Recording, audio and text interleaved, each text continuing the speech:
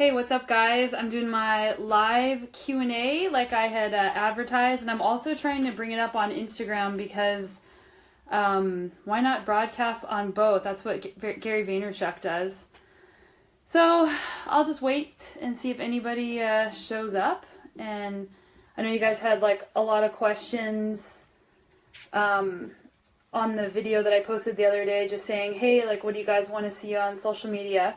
So feel free to start asking away any type of question you want. And I'll try to figure out how to make this thing go. Oh, I can't make this go live because my iPad needs an update. So those people are just going to miss out and they should be on Facebook. All right. I see all kinds of you guys joining in. Yeah, so I've been super busy like the last couple of months. I was in New Zealand, as you guys saw, and I'm actually going to be doing a podcast with my teammate from the race, and we're going to talk about the race in a future podcast that I'm going to be releasing. And the podcast hasn't come out officially yet because iTunes has all these rules, and you need to have like 3 recorded before you officially launch. So I have them mostly recorded. I just have to get everything set up initially. So yeah, I've been last month.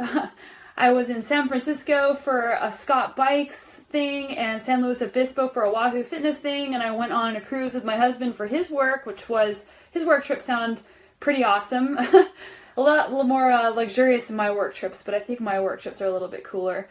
And where else was I? Oh yeah, I was at the Trugert 100, so that was all last month, and I was sick the entire time through all of that because I was pushing it a little bit too hard.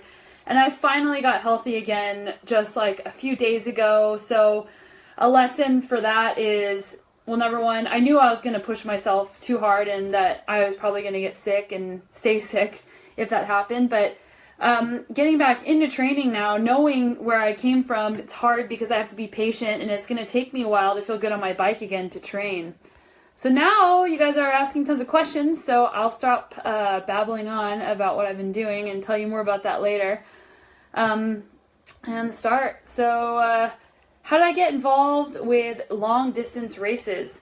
That's a great question. So I started as a cross-country racer, as you might have guessed, back in the 2000s.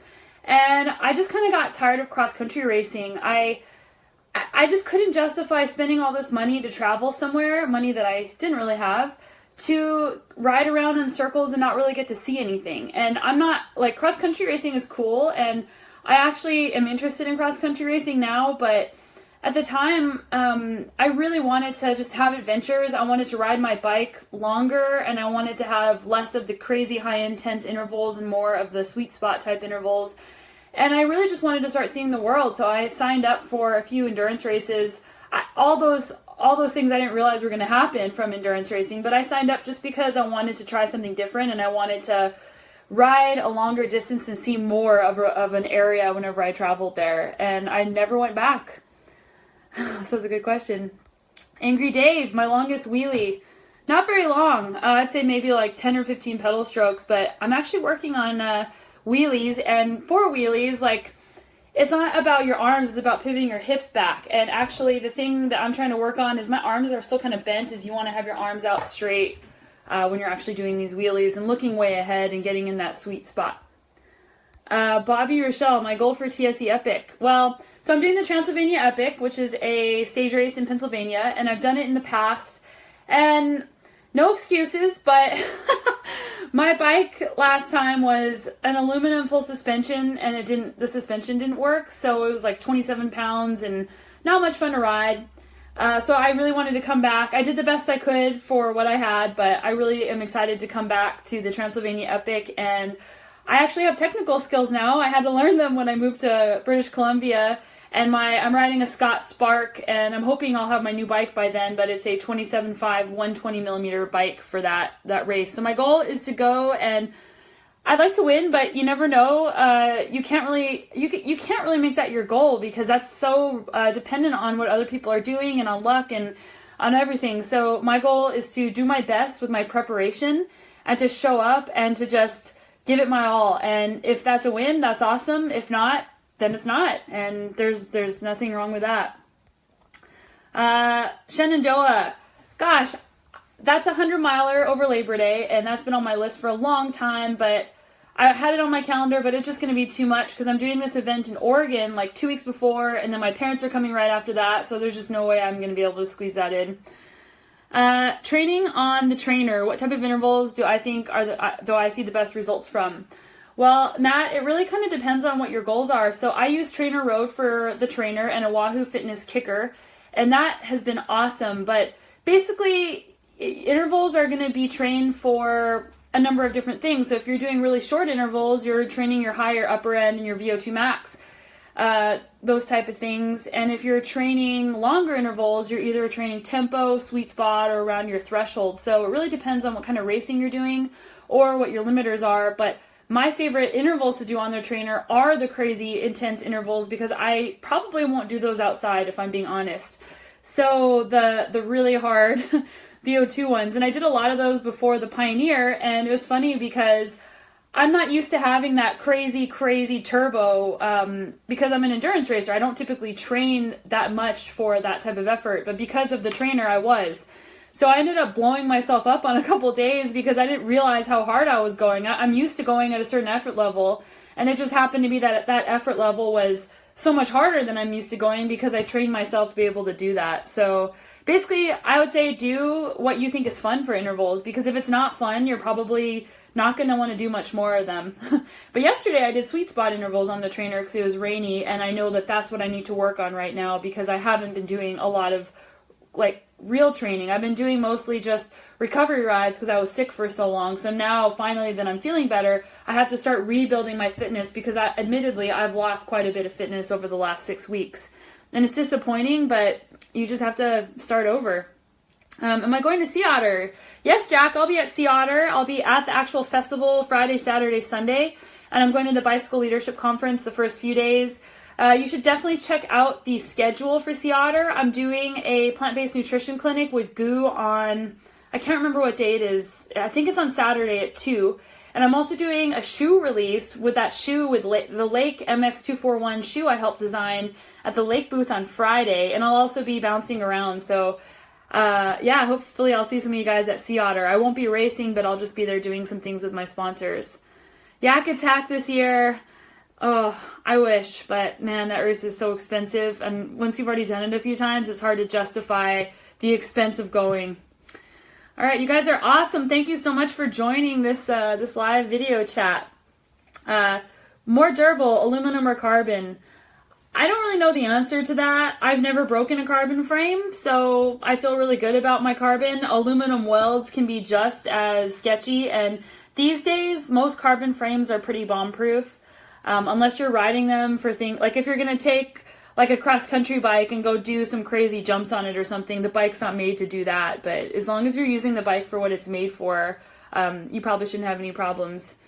Do I have any desire to do self-supported bike packing races like Arizona Trail? Max, yes, the Arizona Trail has been on my mind all year.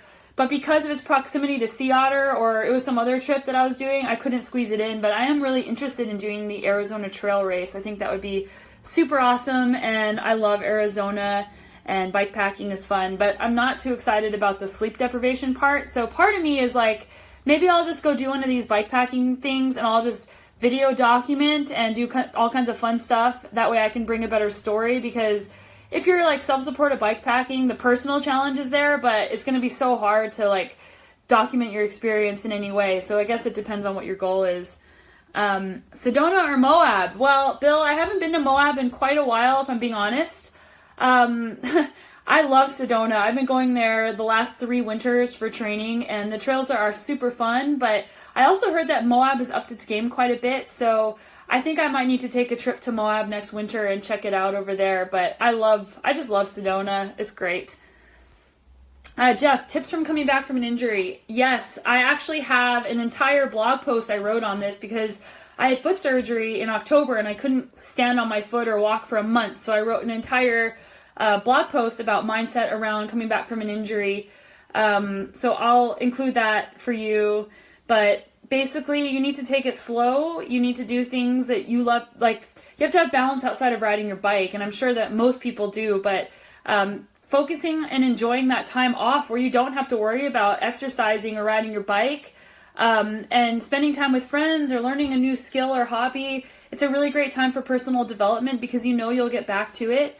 And also just doing some if you want to like exercise, finding some sort of cross training, like if you can do yoga, if you can do, I don't know, weightlifting at the gym, something that gets your body chemistry moving from activity, but that isn't messing up your recovery from your injury.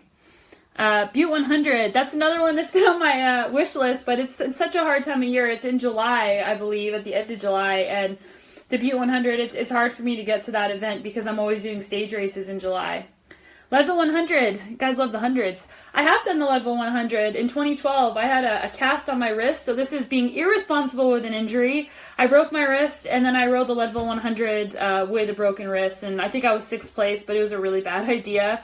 And I don't really have any plans on returning to the Leadville 100 because the amount of time for me to actually acclimate now that I live down low, and also, the amount of time to acclimate would be huge. And I'm also just not really interested in that race because I like single track, and that race is basically a road race. And it's important, for me it was important to go once and see what it was all about.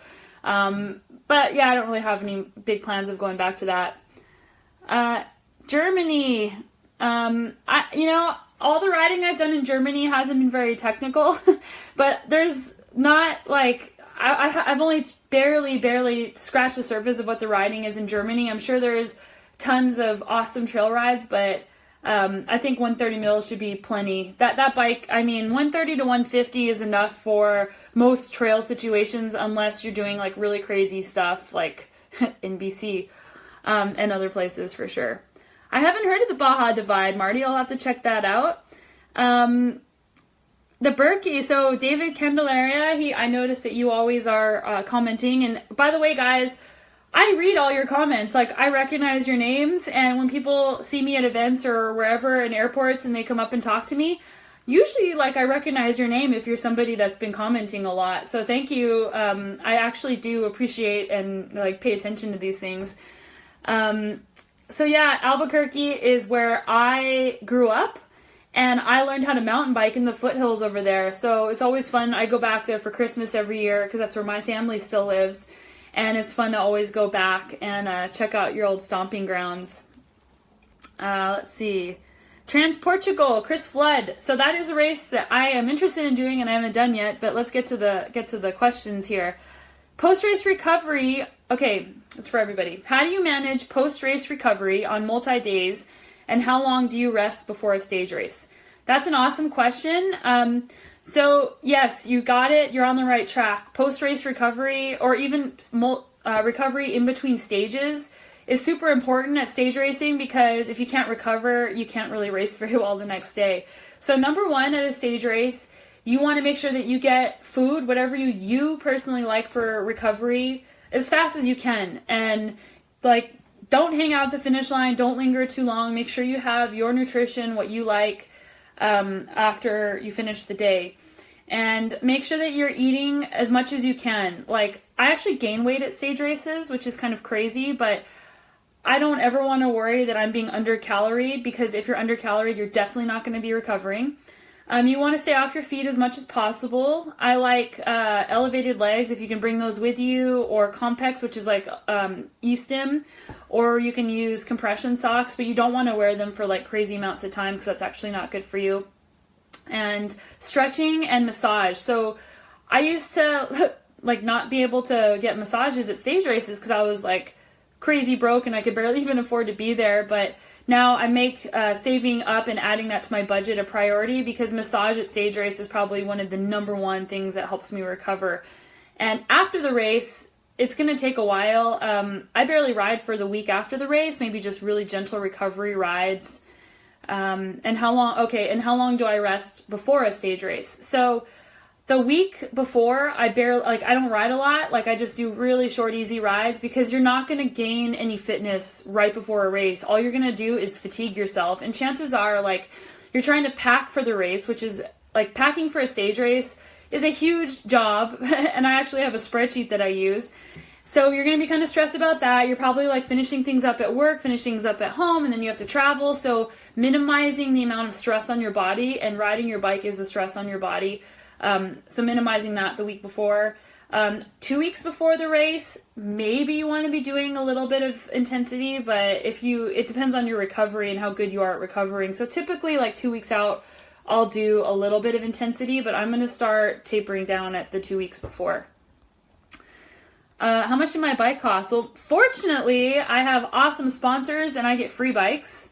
I definitely provide them with a service for that. I help them promote their products and show up at events for them and that kind of thing. But a really high-end mountain bike is usually around 10 grand, which is insane.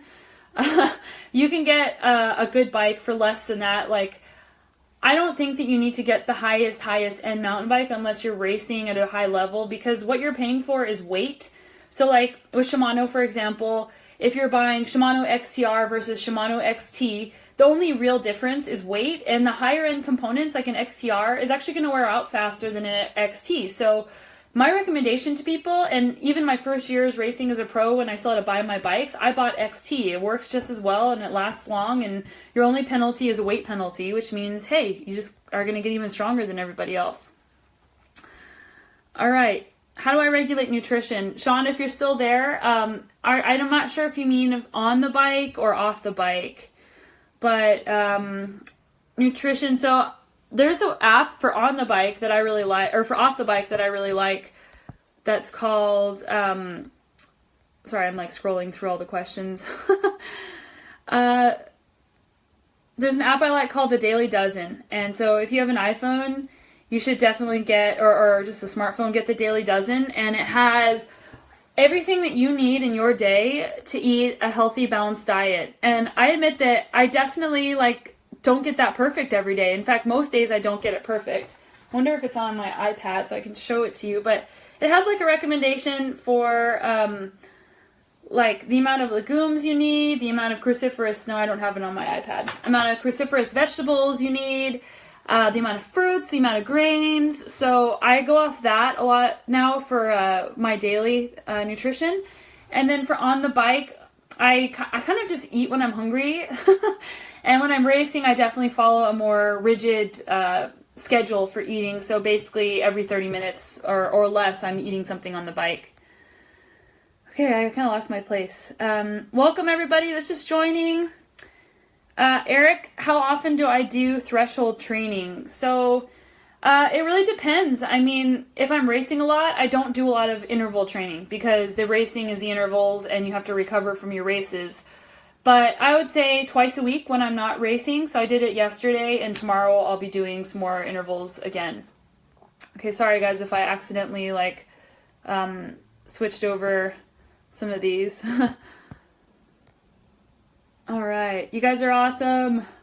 My top favorite 3 trails. Oh my gosh, Mike, that is a very hard question. What are my top 3 favorite? Could you guys answer what your top favorite 3 trails are? I'll tell you my favorite types of trails. So I love really adventurous, high altitude trails. Like, it doesn't have to be like 10,000 plus feet, but just trails where you're above tree line and you're remote. Those are awesome because it's an adventure getting there, and it's an adventure what happens while you're out there.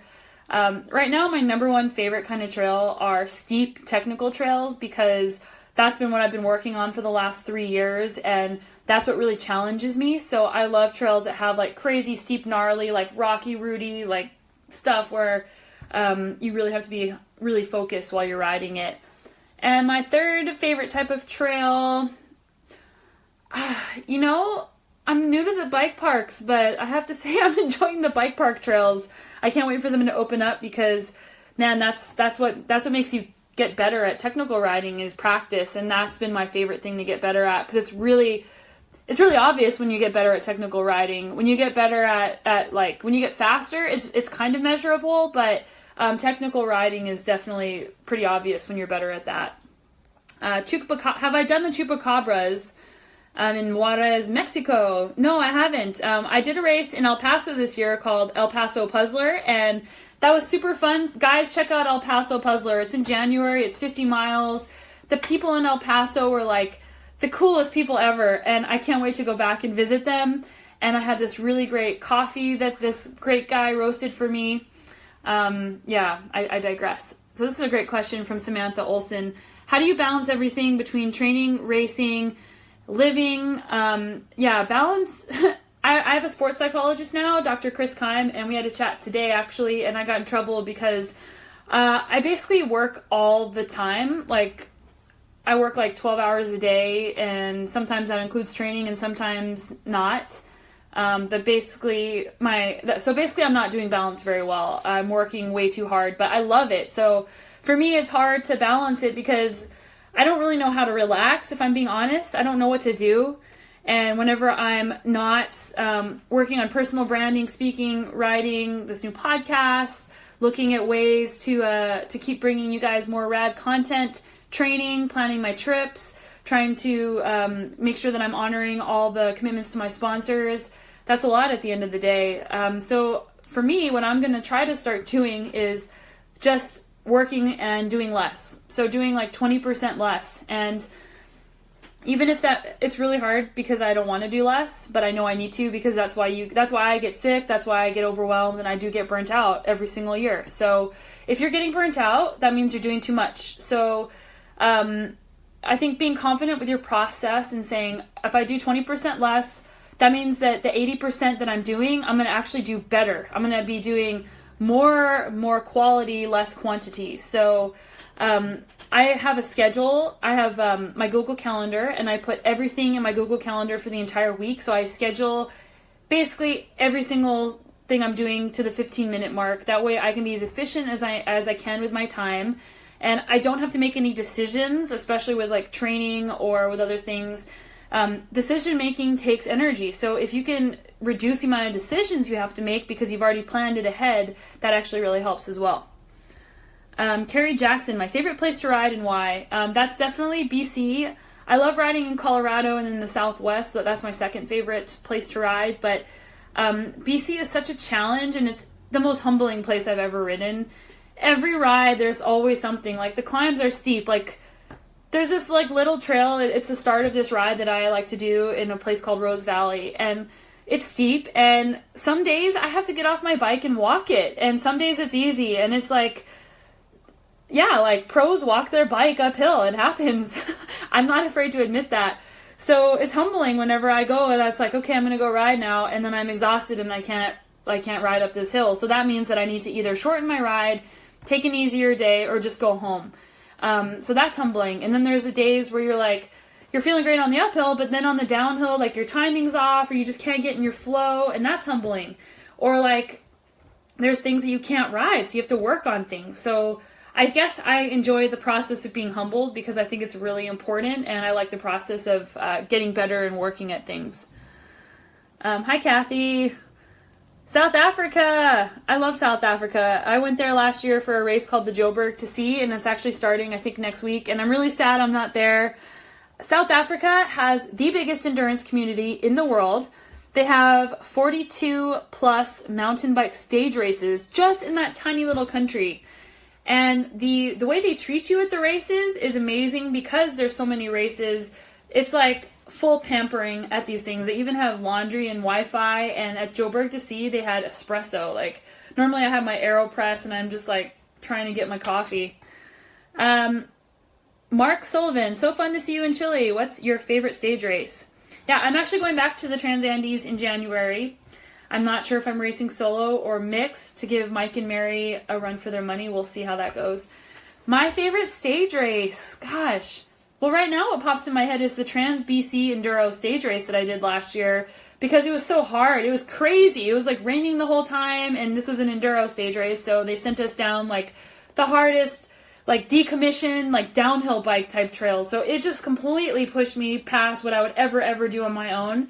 So I love that. BC Bike Race is good, but I think it's a bit overpriced. Breck Epic is fun if you like altitude. Transylvania Epic is fun if you want to go to the East Coast.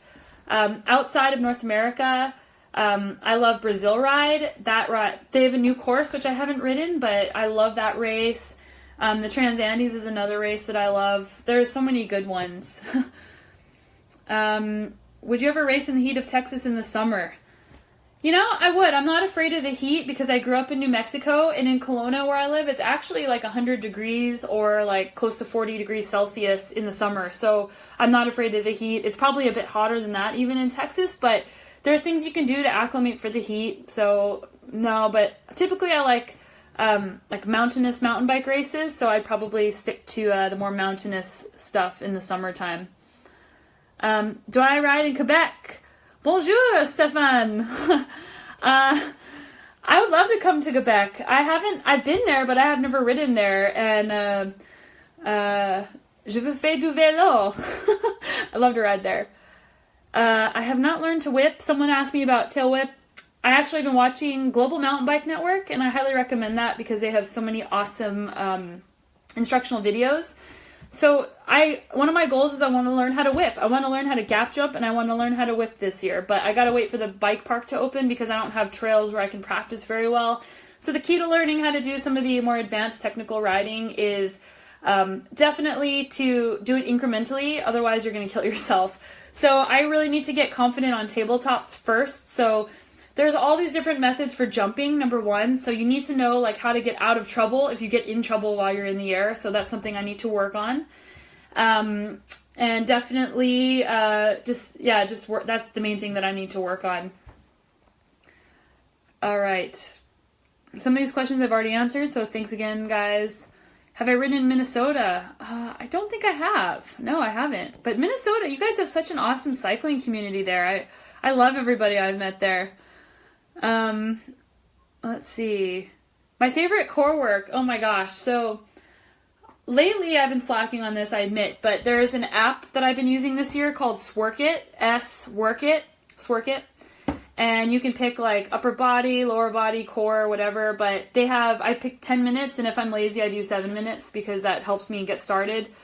So that brings me to another topic is that I'll come back to the core work is like, whenever you have to do something, like you have to do core work, for example, if I say I'm going to do 10 minutes of core work every day, or I'm going to do 5 minutes of core work every day, and I'm not doing it, I need to lower my activation energy to do it. So I have to tell myself, I'm going to do 1 minute, and then you get started doing it, and chances are you're going to do it for longer.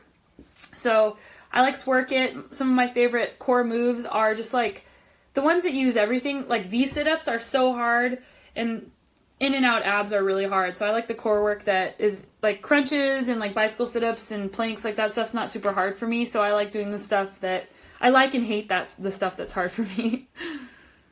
Do I have different stats on the bike computer for training and racing? So for, I'll repeat that again. Do I have different stats on my bike for training and racing, and what metrics do I have on it?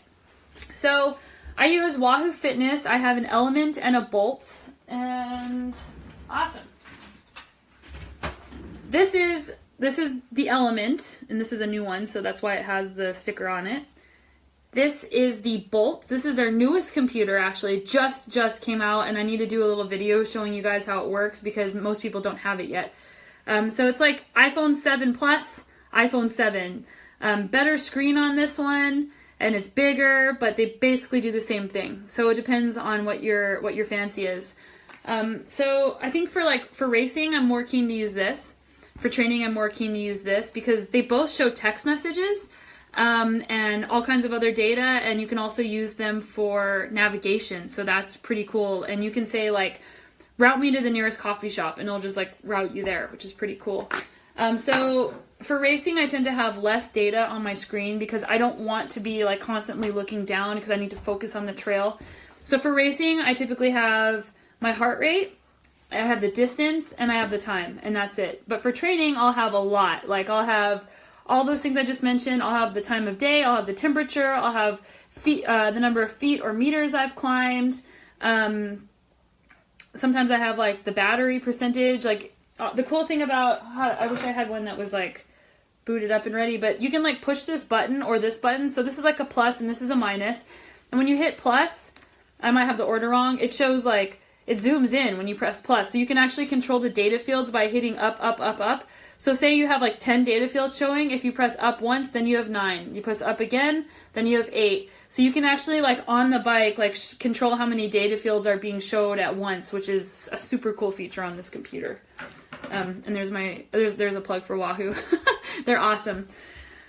Okay, the Wassa. I've actually done, okay, so check out the Wassa 24-hour race in Wisconsin. I've done that race before. It was a 24-hour nationals years ago, and there was like this crazy rainstorm, but I actually won 24-hour nationals on a women's team there one year. It was pretty cool.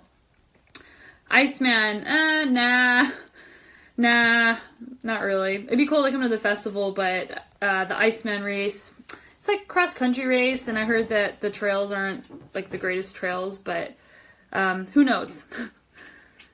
Jeffrey White, my 15-year-old daughter rides with me. 27 or 29. I would definitely say for 15-year-old, 27.5. I actually prefer riding my 27.5 most of the time because of the types of trails. And if you guys are interested, go to mtbr.com and search my name in 27.5 versus 29. I wrote a post on when I like each bike. So like 29ers I like if it's not super technical or not super twisty. And I really like 27.5 for technical steep riding. I like the playfulness. I like the ability to move the bike around. My decaf coffee. All right. You guys probably have no idea how goofy I am. My favorite beer. Well, right now my favorite beer is the Laurelwood, I think it's called the Work. Let me look it up. Laurelwood Workhorse IPA. It's out of Oregon, I believe. Yeah, that's what it's called. The Laurelwood Workhorse IPA. It's awesome. I'm freaking loving it. Yeah, man, leading up to New Zealand, I wasn't drinking at all. I was trying to get ready for the race, so lately I've been having a little bit of tasting some beers. I have like a beer cellar, which is basically just a bunch of cardboard boxes in my crawl space. Don't you guys be breaking in there. So yeah, I like buy beer in the US because I'm American, but now I live in Canada, so like the beer scene here is getting better, but it's not as good as it is in the US.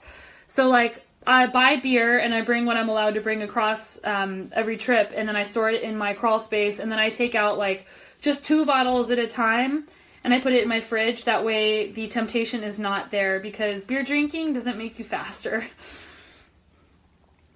All right. Some of these again I've already answered. You guys are awesome. Thanks for asking so many questions. Big Mountain Enduro in May. Unfortunately not. I do want to do more enduros, but it's so hard to balance with my ultra endurance stage racing and all the other travel I'm doing. I am going to Australia for the first week in May for a wedding, which is sweet. I'm going to Noosa, Australia, a few days after Sea Otter, and I'm taking my bike. So if you guys have any tips for me on where to go in Noosa, Australia, that'd be great. And then I'm doing the Transylvania Epic in May, so that's going to finish up that month for me. Will I go to New Zealand again? Of course! I love New Zealand! I would love to just like move there in the winter months here because I hate winter. So New Zealand's so good. It's sweet as. All right. I have a 13-year-old daughter who is an athlete. This is a question from Eddie. She's touched on the subject of becoming vegan. It's a touchy subject for her age, I know, but what advice can you share? Thank you. You rock. I think it's awesome. I would say it's a hard question to answer. Like I don't want to like offend people. Like this is the hardest part about me talking about my diet. I eat a plant-based whole foods diet. I've done that for the last 4 years.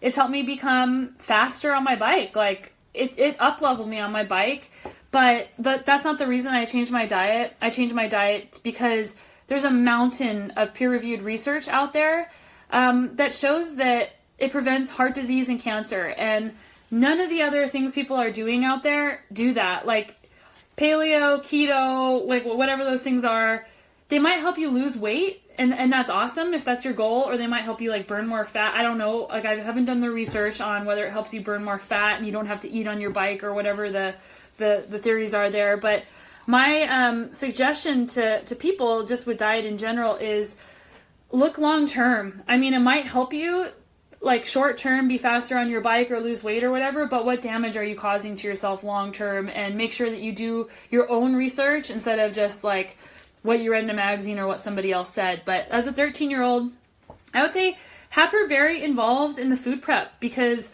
I think that's a really fun thing to share. Like I personally don't have kids yet, but I think that food prep is something that's really fun to share with my family when people are visiting, and helping them see where their food comes from and just being involved in that process, because it's also a bit labor intensive when you have to do all the chopping yourself for all the vegetables. All right. Unfortunately, I didn't know Steve Tilford. Someone asked me. He I believe was hit by a car just in the past week, and he was an icon in the bike industry. Unfortunately, I never knew him personally, but yeah, be careful out there, guys. Like, I avoid road riding as much as possible simply because of the cars. I mean, with texting and driving, how many of us have gotten a text and looked down and then you could kill somebody? So it's just really dangerous. So be careful out there. I had a friend of mine was killed a month ago. He was out running on the trails, or no, running on the road, and someone ran him over. Like, he was running. So just be really careful. I miss Scott Spoo. I'm sure some of you guys knew that guy. He was really awesome, and it was really sad. Have I ever considered the Mohican 100 in Ohio? Man, it sounds like I just need to take a year off of stage races and come check out all these hundreds. Ryan O'Dell has definitely bent my ear repeatedly about the Mohican, and that, again, I try to fit that in, but it just doesn't revolve. It doesn't fit in my schedule. How I plan my year is I plan all my stage races first, and then I fill in around that. Have I tried 1x12 yet? And am I a believer? I'm sponsored by Shimano, so we have 1x11, and I'd be interested to try it. 1x12 for my stage races that are outside North America where there's lots of dirt road. I tend to do 2x11. I still am on 2x11. For at home, I do 1x11. All right, dirty cans. Well, I do the dirty cans. Definitely not. I'm allergic to curly bar bikes, except for maybe racing cyclocross for fun. Is 1x12 better than 1x11 and worth the money? So again, I haven't ridden 1x12, so I can't tell you if it's better than 1x11. I mean, it's probably not going to be that big of a difference. It's just, these companies need to keep reinventing the wheel or the drivetrain so they can come out with new products. Will I ever do a group ride on Zwift? I tried Zwift last year a little bit, and I found that every time I was out there, people were just trying to hammer me, and that's just not my scene.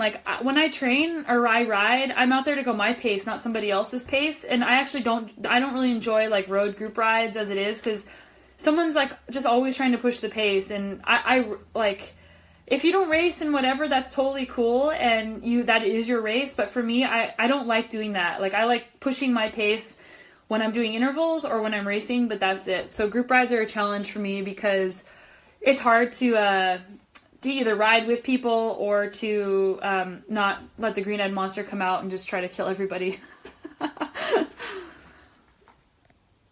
All right. Man, there's so many questions. Wow, this is great. I'll just kind of scroll randomly and skip a few because I'm getting behind. All right. I'm looking for a good one. They're all good, but I'm looking for an interesting one. Do I do my own mechanical sport at races? So that's a great question from Chris Peterson. It depends. So I like to hire mechanics at races because that's energy that I could be spending recovering. But I don't always hire mechanics at races. At the Pioneer in New Zealand, Gordon and I, for the most part, worked on our own bikes. If there was something catastrophically wrong that happened, which my bike, I didn't have that happen, then I would have taken it to their mechanic. But sometimes there's races. There's this company called Mas KBC or the Bike Heroes, and they offer packages that's massage and mechanic combined. So I actually, when those guys are at a race, I typically hire them to take my bike every day, and it's awesome. I wish I could just have my own personal mechanic all the time at a race. All right. Let's see. Hello, Eddie Villarreal. Another fellow Albuquerque buddy. That's great. How many days before a race should I stop training? I would say stop training 7 days before the race and do just easy rides leading up to the race. And if you're tired, just rest because you're not getting any faster. The week before a race. Rick Harris, do I use elevated legs? Yep, I definitely do. I love leg compression. My hardest part is sitting still for 30 minutes. I need to do it tonight. I need to learn how to be a little bit lazier. But yes, I love elevated legs. Highly recommend those. I showed some new adjustable Lake mountain bike shoes. Are they available for purchase? Not quite yet. They should be available soon. They did tell me when, but I already forgot. But we'll be showing them at Sea Otter. I'll definitely let you guys know when they're available because they're awesome. All right. George Moda! George! Quid food. I don't know what quid food is. I'm guessing like liquidy food or solid food while racing. I pretty much do gel, water, and goo Roctane, but if I'm hungry, I'll eat like half a gel. But if I'm doing a 24-hour race, I definitely will eat solid food. What tires do I like? So it really depends on the course. Like 99% of the time, I'm running a 2.4 tire because it's not that much slower than a 2.2. If it's, I don't even know if it's slower. I don't think, like I've been reading stuff saying that wider tires are not slower. It is heavier than a 2.2, but it's more durable. So I use Continental. My cross-country race tire of choice, which I use at every single race, is the X-King 2.4 Protection. Conti X-King 2.4 Protection. In fact, I'll see if I can get some to give away to you guys, because that would be a pretty fun thing to give away. And for trail riding, I kind of use a variety of things. I'm still learning what to use for enduro. At Trans BC Enduro last year, I had 2 flat tires. It was my own fault because you need to know what tires to run. And my favorite tire now for enduro, if it's gnarly enduro, is the Baron. Conti Baron Apex, because it's a downhill casing and I actually need that kind of protection for that type of riding. But at home, when I'm not racing on my enduro bike, I have the Conti Trail King 2.4. So more aggressive tread patterns, wider tires. I just think it's more fun. All right. Do I do upper body weight training and does that help? For mountain biking, it definitely does help. I do yoga and I do different types of push-ups and triceps, and I use, again, Sworkit, the app. The thing for me is that I put on muscle like that. Like, all I have to do is I mean, this is an exaggeration, but if I do like 10 push-ups, I gain muscle, and then I end up gaining weight. So, like, I was doing all this, like, upper body and core, and then I started gaining weight, and I was kind of pissed because I was trying to get lighter for climbing. But for I need my upper body to control my bike, and you just have to accept that. Okay, when am I coming back to Costa Rica? I don't know, but I really want to come back. I love Costa Rica. I do need a manager. Mark Sullivan said you need a manager. I love doing all the business stuff on my own, though. Like, I'm working on delegation. So there's this, for those of you who kind of like do your own businessy stuff, there's a website called Upwork.com I've been using. So I had my logo redesigned by someone on there, and I've hired somebody to produce my podcast for me because I can't do it all anymore. It's like beyond my scope. So I'm trying to start delegating. But it's hard because you have to create a budget for it and then make sure that you're doing enough to cover the cost of it. But the idea is that you create higher quality, better content and do better things, and then you can make more money. Do I use a dropper seat post? Yes. I almost always run a dropper seat post. I run it, like Single Track 6 is a cross-country stage race here in BC that I did last year. I used my dropper seat post there. I had my dropper seat post for the True Grit 100. The only time I don't have a dropper seat post is for races that are more road, like kind of roady. So some of the endurance stage races I do outside of North America have a lot of dirt road riding. So like the New Zealand race I did, the Pioneer, I didn't need a dropper post for that. I'm doing a race in Colombia the first week of August called La Leyenda del El Dorado. That's going to be awesome, but it's not going to be very technical, so I'll definitely be running the full mast C-post because it's lots of climbing and I want to save weight. But for mountain biking, like trail riding, like I can barely ride without a dropper anymore. It's really challenging, and I do think it's worth the wait. And I also think that with dropper seat posts, they're going to get lighter as time goes on because they're a necessity on bikes. They're like one of the best inventions since suspension or tubeless tires. My favorite ice cream flavor. So I don't eat ice cream, but I do. I will eat like soy or coconut ice cream. But I typically just don't eat any of that stuff. But when I ate ice cream, I love like mint. I love mint ice cream. I love birthday cake. I love cookie dough. But I'm just not a big ice cream person, to be honest. I'm more of a cookie person. So chocolate chip cookies, oh my gosh. I can't have those around the house. I can't stop. Favorite place to ride on Vancouver Island? I haven't done much riding on Vancouver Island. Yeah, Michael. I've ridden in Victoria at the dump and gotten my ass handed to me by my 68-year-old father-in-law, George Ioannis, and today's his birthday. Yep, and I've ridden like the BC bike race places on the island, but I haven't really done a lot. I need to go explore. I need to like just take a sabbatical and just go have fun. And yeah, Catherine Nyberg asked about dropper seatpost again. Yes, get a dropper post, people. It's awesome. It's a little awkward when you're first learning how to use it, but I love a dropper. Have I thought about doing GoPro footage and chatting through your ride and post via YouTube? Yeah, I had a great chat with this guy yesterday. His name is Brian, and his YouTube channel is BKXC. And he travels the world and documents and does YouTube, and he's awesome and very helpful. So, yeah, he's trying to push me to do more YouTube, and lots of you guys have been trying to push me to do more YouTube. Again, it's like my bandwidth. It's like, I can't add in any more right now, so I have to like find somebody who could do the video editing for me for these videos. Otherwise, you're going to get really not awesome videos. But I do actually do, like here's my GoPro. It's on my desk with my headphones. This comes with me on every ride, and I actually shoot GoPro footage quite often, but then it just sits on the card, and then nothing happens. So I love GoPro footage, but I haven't been doing anything with it. So if you guys know anybody, or if one of you guys wants to help me, I'd love it. That'd be so awesome. All right. This is your most commented on live video yet. Thanks, guys. That's what Facebook says. What is your FTP? I don't know right now. It was 265 before the New Zealand race, but I've lost fitness since then, so it's like lower. It's probably like 250, 245. I don't really know. I was doing just sub-threshold intervals yesterday using Trainer Road at like 240 watts, and it was just right around the threshold, so it's probably around 250.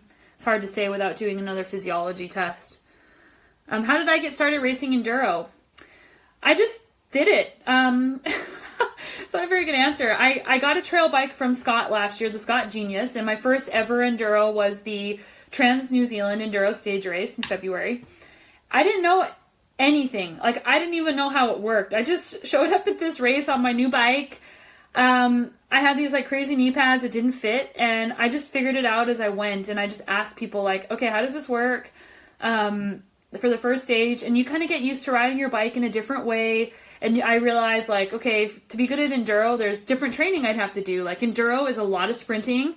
There is a little bit of uphill, and there's tons of different types of race courses. And I've only raced blind enduro. I've never done an enduro where you get to pre-ride. So that's something I should try.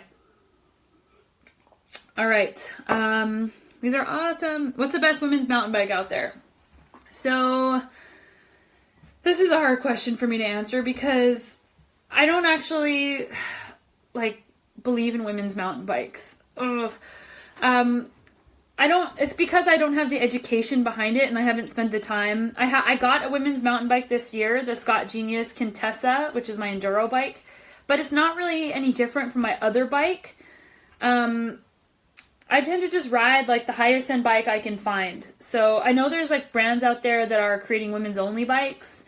But I need to educate myself more on what's going on with women's mountain bikes. But for me, I just pick the best bike that I can get.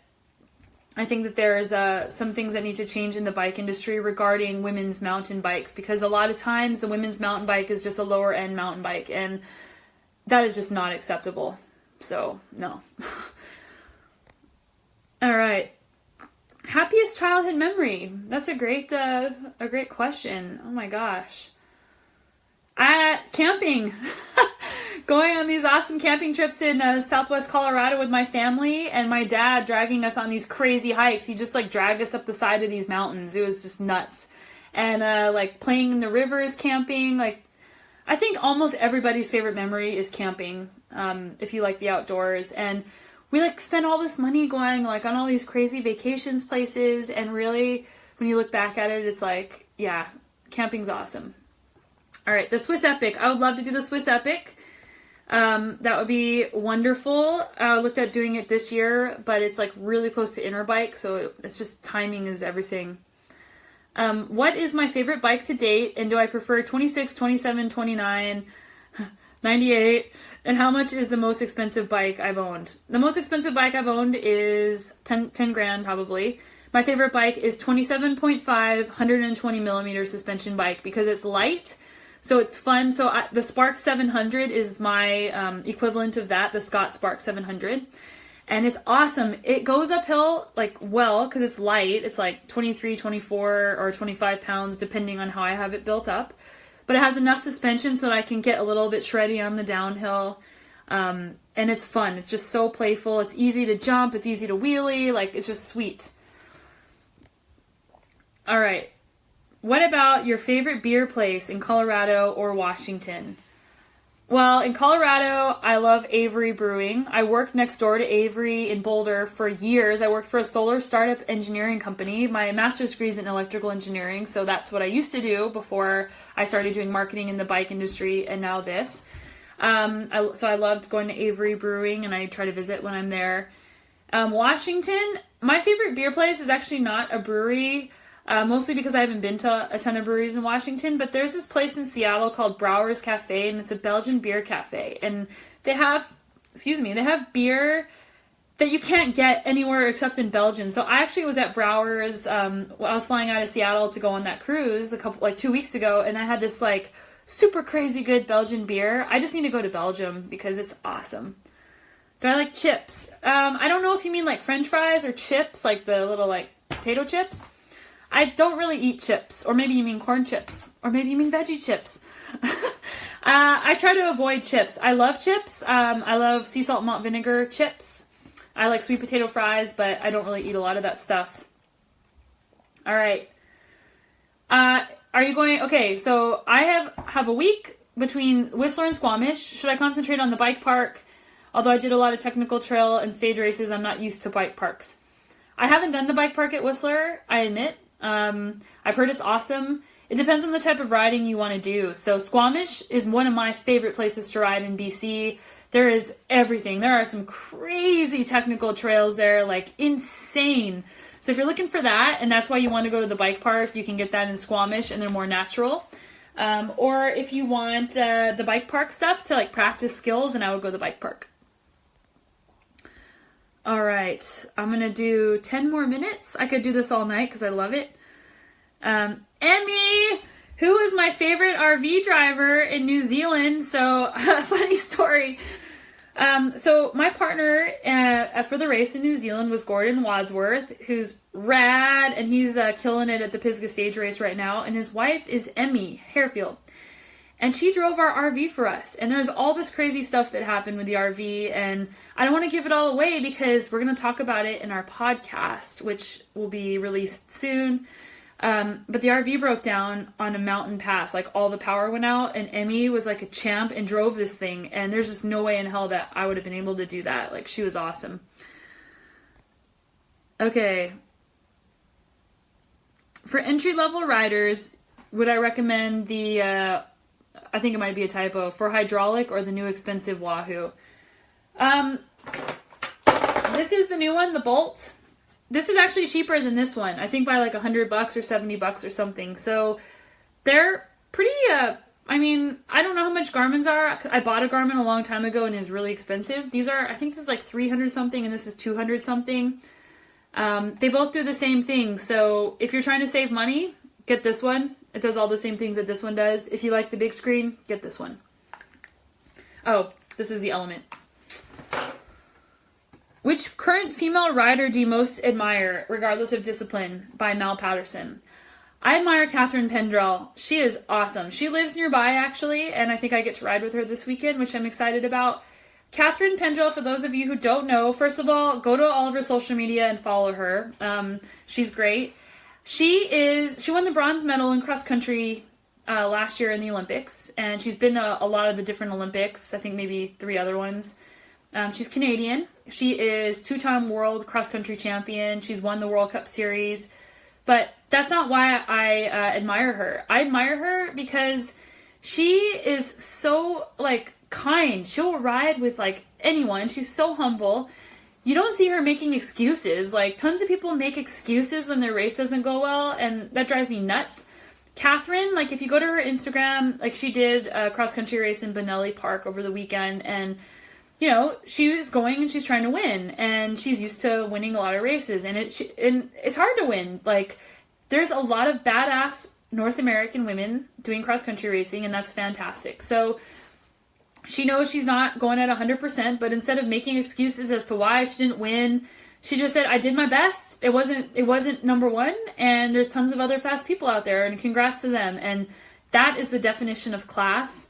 And Catherine is always working on something. Like, she is always working on her skills, on her, like, training, and she's so dedicated. So, yeah, I really, really admire Catherine Pendrell. Let's see. I'm going to skip down a little bit. I'm just going to go straight to the bottom, actually, because you guys are probably still there who are at the bottom.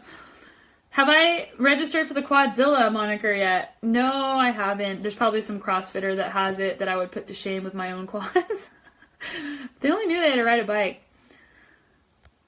All right, just a few more here. Did I enjoy the Pioneer and Stage race in New Zealand? Yes, I did. It was really hard and really long, but I love New Zealand, and it was a great way to see the country. It was awesome. All right. Sorry, guys. It's just going to take me a second to pick a couple more. All right, here's a good one. When did you start mountain bike riding, and how old were you? I didn't grow up mountain biking. I started mountain biking when right before my 20th birthday. So I grew up playing soccer, and then I had an identity shift in high school. So I was playing soccer and in band in middle school, and then I had to pick between band and soccer in 9th grade. And I went to band camp. I played the flute, like, make all your dumb jokes. Playing a musical instrument is awesome, and it brought so much value to my life, and now I can play lots of instruments because I'm not afraid to learn, and I know the process of learning.